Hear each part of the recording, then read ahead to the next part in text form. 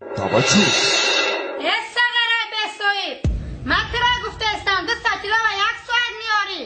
این میلاد به کفای تر زمان یک چوه بگی به خونه رو بیرو آی کاش کیو چه نشستمه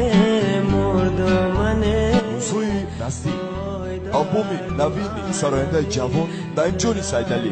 با نام اوچا جون با فروش میبرد. آی وای خدا گوشی مرا کار میکن غم و اندوه عذاب موندن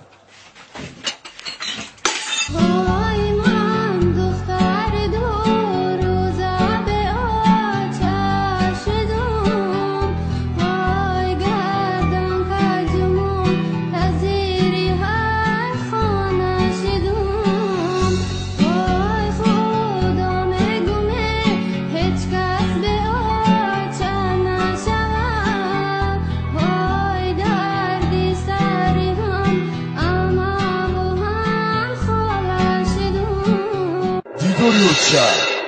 اوچا گیره با 2 چشم سردی دومه از آبای به اوچا گیره فهمیدومش به اوچا ره نگن یتیمی پشتی در علای شیرین مودا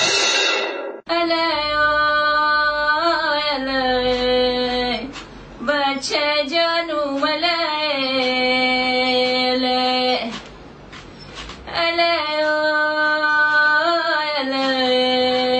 اوچا جون این بدی بلند شاخکش خم زدگی آی من بچه‌ای به اوچه‌ای ماتم زدگی این بدی بلند این همه در آلبوم جدیدترین نعیمجان سیدعلی با فروش میبرد.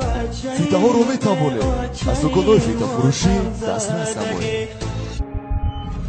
تلفن برای معلومات 918 88 57 58